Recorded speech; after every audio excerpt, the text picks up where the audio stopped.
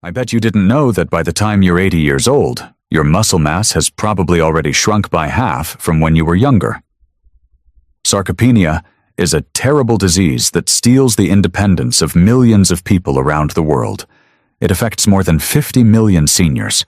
Falls caused by weak muscles send more than 300,000 elderly people to the hospital each year. Here we reach the shocking portion. The Journal of Physiology reports on research that disproves the idea that such severe muscle atrophy is unavoidable. Some persons in their 70s have the strength, function, and even appearance of someone who is decades younger, whereas the majority of their age group has trouble doing even the most basic of tasks, like getting out of a chair or climbing stairs. These people are able to maintain full independence far into their 90s, and they frequently surpass others half their age on strength tests. They also keep climbing mountains and playing sports. Like and subscribe for more educational health videos, like this one if you enjoyed it. What then is their trade secret? Well, 93% of seniors have no idea what habits can significantly delay or even reverse age-related muscle loss, but researchers at the Mayo Clinic have found them. Most doctors never tell their elderly patients about the most important habit that can help them regain lost muscle mass well into their 70s and 80s, according to researchers at Harvard Medical School. What science has proven to be crucial for preserving strength as we age is actually contradicted by many doctors' recommendations. Keep reading, because the first habit is likely something you do incorrectly on a daily basis. This typical blunder is speeding up the process of muscle atrophy by activating genes that normally would not do so. Fixing this one behavior could mean the difference between enjoying your golden years on your own or needing help from others. Get this video liked and subscribed to our channel for more content like this before we start. Also, tell us in the comments where you're watching from. All right then, let's go right in. The seventh habit is hormetic stress. One of the most paradoxical things that strong 80-year-olds do is subject themselves to hormetic stressors, which are specific types of stress. Hormesis is the phenomenon wherein chemicals that would be toxic at higher dosages have positive effects when exposed to them at lower ones. What doesn't kill you literally makes you stronger, particularly in terms of muscle. According to studies conducted by the Buck Institute for Research in Aging, brief exposures to certain stresses trigger cellular defense mechanisms that allow for the preservation and even enhancement of muscle function and growth in individuals far into their 80s. Variation in temperature is the primary hormetic stressor utilized by superagers. Activating brown fat, increasing mitochondrial biogenesis, and triggering adiponectin, a hormone that protects muscle tissue from breakdown, short exposure to cold, such as ending showers with 30 to 60 seconds of cold water or brief cold plunges, is beneficial. Saunas and hot tubs work in a similar way, activating heat shock proteins that protect muscle cells from harm and repair them. 10 years of sauna use was related with 40% less muscle loss than non-sauna users, according to a Finnish study. Regular sauna use was defined as 4 to 7 times weekly. Intermittent fasting or eating within stringent time constraints is the second hormetic stressor.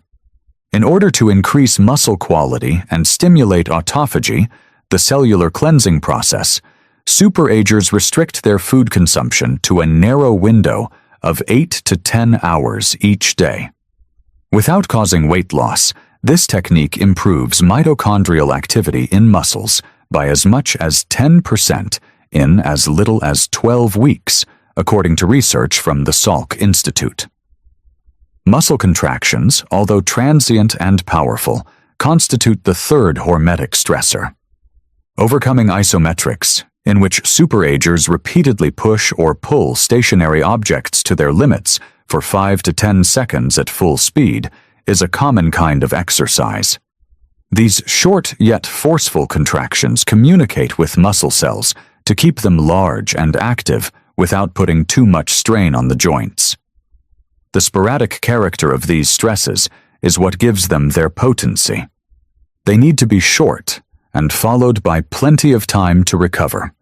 Properly administered, these controlled stresses activate longevity genes, including as FOXes and sirtuins, which primarily aim to maintain muscle mass as we age.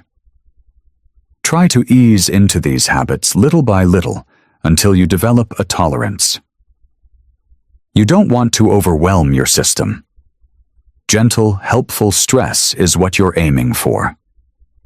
Strategy for protein timing is the sixth habit. Although the amount of protein consumed is a major concern for seniors, studies suggest that the timing of protein consumption may be even more critical. Scientists refer to the gradual decline in protein utilization that occurs with age as anabolic resistance.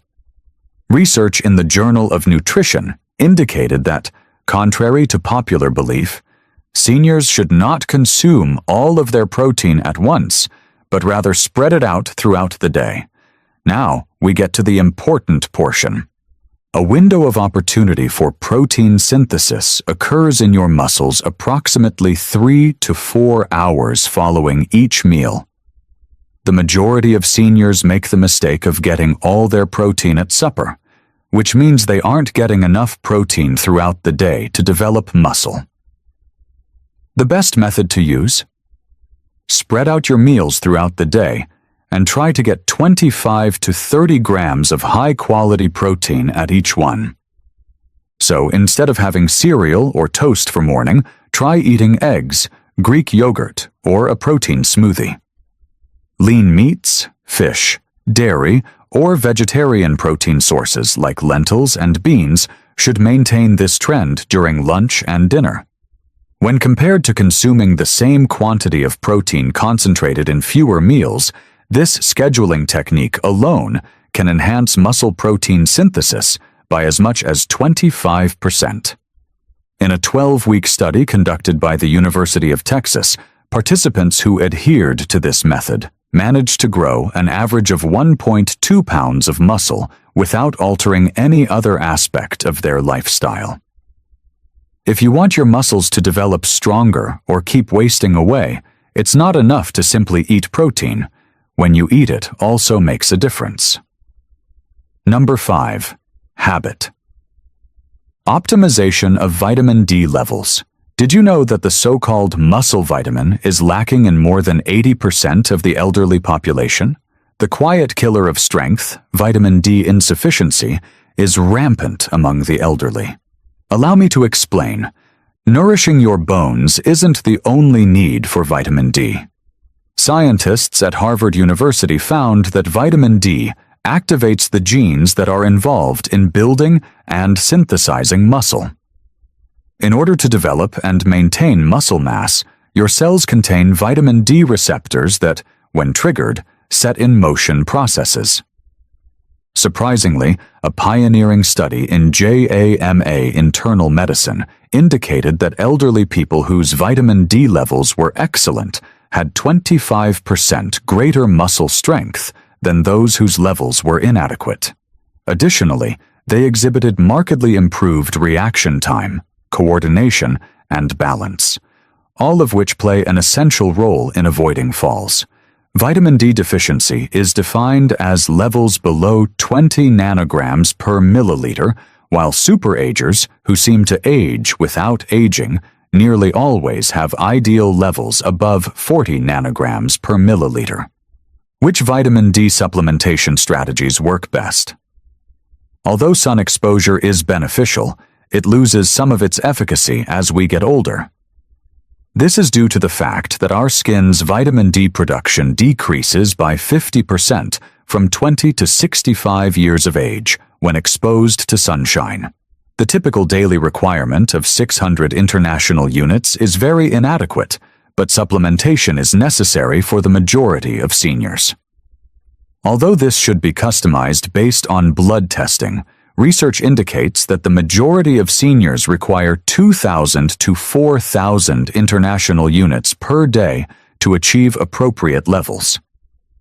Include vitamin D-rich foods such as fatty fish, egg yolks, and fortified dairy with this, and try to get 15 to 20 minutes of direct midday sun exposure if you can. A word of caution. Insufficient levels of vitamin K2, which is present in fermented foods and specific animal products, prevent calcium from reaching the arteries and instead promotes its use by the bones, thanks to the synergistic effect of vitamin D. Arteries may become calcified if vitamin D supplementation is done at high doses. This underappreciated yet crucial vitamin-nutrient interaction may be the deciding factor in your success. To find out how much vitamin D your body needs, consult your doctor for a blood test. Then, to keep your muscles from wasting away, try to keep your levels above 40 milligrams per milliliter. Rule number 4. Manage inflammation every day. So, what do really strong, elderly people have in common? Interestingly, the levels of inflammation are quite modest across the board. Researchers have recently come to the conclusion that inflammaging, a term for chronic, low-grade inflammation, is a key factor in the deterioration of muscle mass in the elderly. Muscle protein is broken down at a rate higher than the body's ability to replace it due to this quiet inflammatory process. But that's not all. Inflammation inhibits the anabolic signals that ordinarily promote muscle growth in response to exercise and protein intake. Unrelated to their protein consumption or exercise routines, seniors whose inflammatory indicators were the highest lost muscle mass 3 times more quickly than those whose levels were the lowest, according to a seminal study out of Tufts University. Certain anti-inflammatory tactics are used by superagers who retain their youthful strength, which the majority of seniors fail to notice.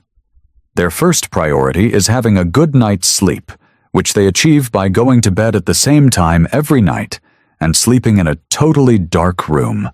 Loss of sleep can hasten muscle atrophy by increasing inflammatory cytokines by as much as 40%. And secondly, they pay close attention to the state of their digestive joints. Alterations to gut flora associated with aging are a direct cause of systemic inflammation, according to new studies out of the University of California. The diets of superagers include a variety of plant foods, 30 plus per week, fermented foods, yogurt, kefir, sauerkraut, etc., that include natural probiotics, and a wide variety of fiber sources consumed daily. Thirdly, workout intensity is something they plan ahead for. Regular mobility is essential, but elders should avoid doing intense workouts because it might exacerbate inflammation. The average superager works out at a moderate level most days, with brief, intense intervals sprinkled in once or twice a week. Last but not least, they regularly consume certain anti-inflammatory substances, such as omega-3 fatty acids, 2 to 3 grams per day from fatty fish or supplements, curcumin, turmeric, and polyphenol-rich foods, Ageless berries, green tea, and extra virgin olive oil. Researchers at the University of California discovered that inflammatory indicators can increase by as much as 29% in as little as 12 weeks due to age-related shifts in gut bacteria. An easy blood test that measures high-sensitivity C-reactive protein, HSCRP, can help you keep tabs on inflammation. In contrast to the ordinary senior, who has levels 3 to 5 times higher, superagers usually keep them below 1.0 milligrams per liter. Principle 3. Taking a specific vitamin every day. Although the majority of dietary recommendations center on macronutrients such as protein, carbohydrates, and fats, superagers who have remarkable muscular strength, Pay close attention to particular micronutrients that aid in protein synthesis and muscle function. In order for your body to make the most of the protein you eat and the advantages of exercise, these essential nutrients serve as facilitators. If you don't have them, no amount of protein or exercise will prevent you from losing muscle mass. University of Vermont researchers have dubbed magnesium the forgotten electrolyte for muscle health. Thus, it naturally takes precedence. This mineral is essential for more than 300 enzymatic reactions that are involved in the functioning of muscles, and more than 70% of the elderly population is lacking in it. The American Journal of Clinical Nutrition published a study in 2021 that indicated seniors whose magnesium levels were adequate had 30% stronger grips and much higher physical performance than those whose magnesium levels were even slightly low.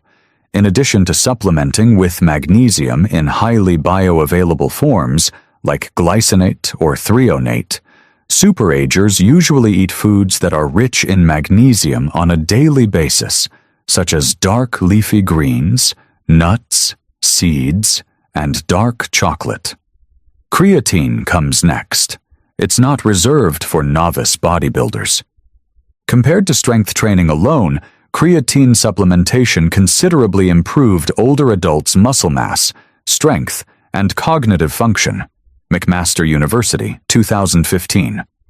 Muscle energy generation and water content in muscle cells can be enhanced with a daily intake of 3 to 5 grams, resulting in an anabolic environment. Next up is methylated B12, a B vitamin that gets a lot of short shrift. Because stomach acid production declines with age, our body's capacity to absorb B12 also declines. Worse yet, proton pump inhibitors and metformin, two of the most widely used drugs, severely deplete this vital vitamin. Both neuronal function and the generation of energy by muscles are affected by a deficit. The active form of cobalamin, methylcobalamin, is usually supplemented by superagers instead of the cheaper sign of cobalamin that is present in most multivitamins. Mineral cofactors such as zinc, selenium, and chromium play an equally critical role in facilitating protein synthesis and insulin sensitivity, qualities that are essential for the transport of nutrients to muscle tissue. Optimal levels of these trace minerals were associated with a 22% increase in muscle mass maintenance over a 5-year period, according to a thorough study out of Tufts University. Micronutrient testing can help superagers find their unique nutritional gaps, so they can supplement appropriately rather than relying on a generic multivitamin. By tailoring their treatment to their specific biochemical requirements, we can save them money by avoiding unnecessary treatments. Preserving your neuromuscular connections is habit number 2. Here's an interesting fact that the majority of seniors are unaware of. When muscles atrophy, it affects more than simply the individual fibers. Typically, the weakest link is the one that connects your muscles to your nervous system. Neuromuscular junctions are similar to the outlets that supply electricity to your muscles. When they start to degenerate, which happens at a much faster pace beyond 60, no amount of protein in your diet or exercise will help your brain connect with your muscles. Extremely strong superagers, according to new research out of the University of Michigan, have far better neuromuscular connections than the average senior. Even more thrilling, researchers have identified several behaviors that can preserve or even repair these vital links. In the first session, you'll work on coordinating and precisely executing a series of predetermined motions. Research has demonstrated that compared to regular strength training, or even just walking, activities such as Tai Chi, dancing, tennis, or even ping pong might enhance brain pathways to muscles. In order to strengthen the neuromuscular connections These exercises need your neurological system to recruit muscle fibers in certain patterns. Researchers in 2020 showed that compared to older adults who merely exercised conventionally, those who participated in coordination-demanding activities twice weekly preserved neuromuscular connections 31% better. Chemicals that promote neuromuscular health are the focus of the second method. Evidence suggests that alpha-lipoic acid and acetyl L-carnitine can prevent oxidative damage to the nerve-muscle link. The fact that some B1 forms, like benphetamine and huperzine found in Chinese club moss, can boost the neurotransmitter acetylcholine, the principal one responsible for muscular activation, is even more encouraging. Some of the breathing techniques used by superagers stimulate the vagus nerve, which aids in the regulation of neuromuscular transmission. In as little as 5 minutes a day, you can increase neural activation of muscles by as much as 15% by practicing simple breathing techniques like box breathing. Inhale for 4 counts, hold for 4, exhale for 4, hold for 4. Possibly the most intriguing is the link between mental activity and the maintenance of neuromuscular connections. Columbia University conducted a seminal study that indicated older adults' muscular function was far better preserved when they routinely participated in challenging cognitive pursuits. Since the neuromuscular system and the brain share many neural pathways, the researchers found that brain training had a direct positive effect on the neuromuscular system. Using these neuromuscular preservation techniques, superagers can keep their brain connections strong far into their 80s and beyond, allowing them to recruit muscle fibers efficiently.